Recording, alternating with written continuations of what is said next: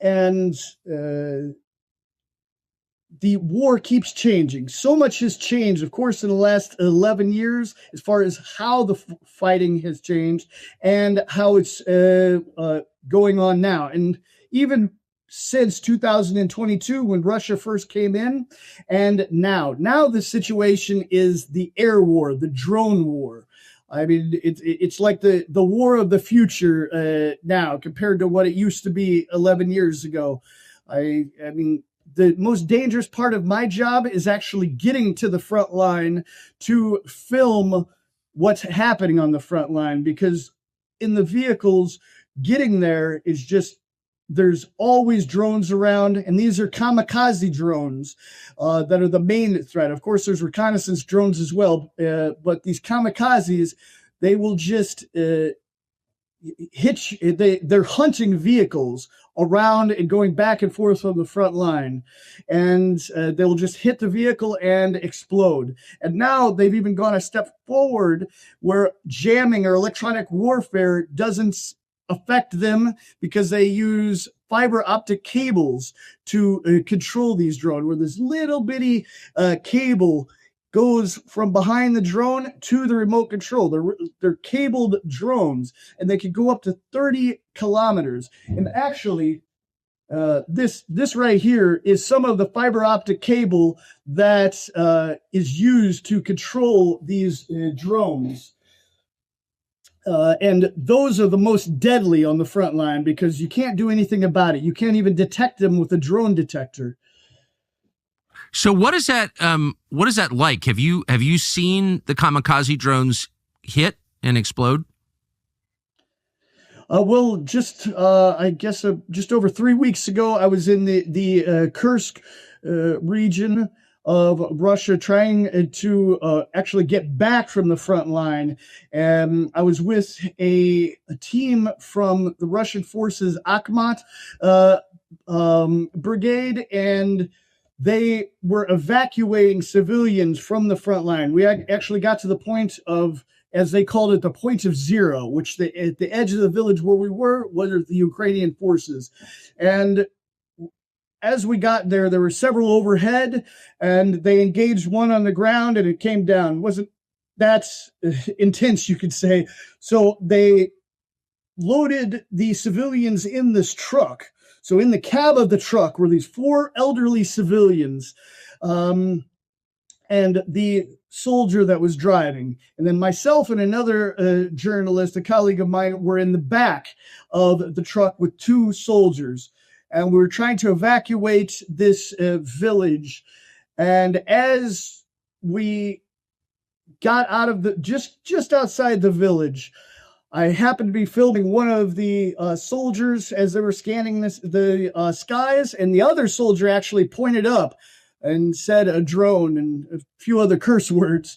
And I looked up, and there was a drone, a kamikaze drone. Right away, I knew what it was, and I knew the danger we were in.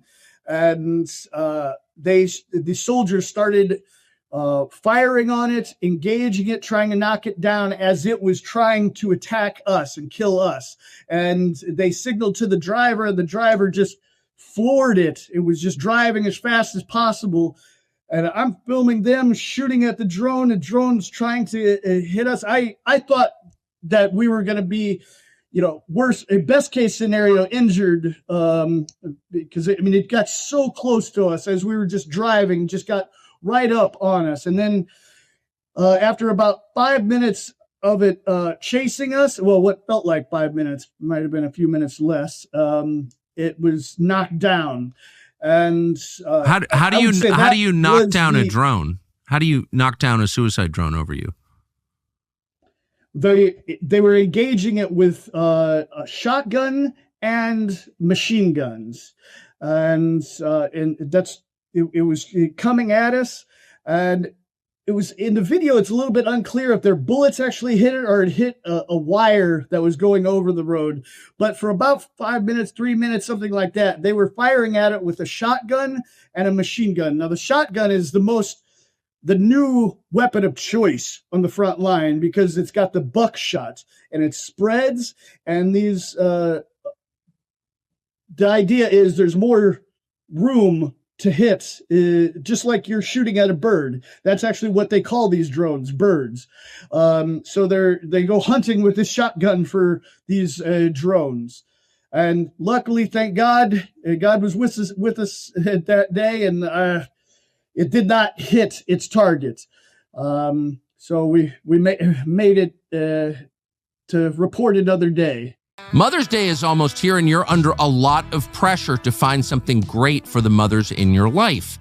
So instead of getting something you hope will check the box and waiting to see if the mom you're giving it to actually likes it, give her something she will genuinely love. Cozy Earth. Cozy Earth makes the softest, most breathable bedding and pajamas the women you know have ever experienced. Crafted from temperature-regulating bamboo fabric.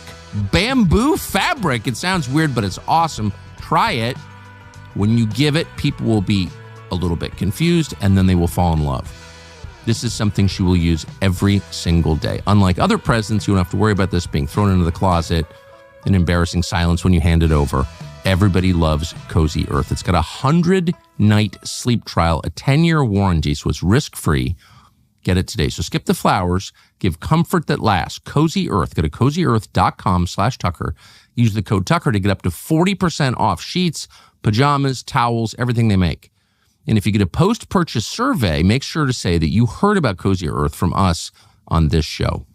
So one of the most confusing questions in the West is the most obvious question, which is who's winning. And even now we're told that Ukraine, has a shot to win. Lindsey Graham has been saying this even recently. If only U.S. taxpayers would send Zelensky's government more money. What's your perspective as someone who's covering the war from the front lines? Well, I think the idea of Ukraine winning the war is just this dream and narrative that's been put out by the West to make it acceptable for so much money to be put into Ukraine to extend this war, to bring Russian forces down in the country of Russia, just to make them use their resources more, including losing more people.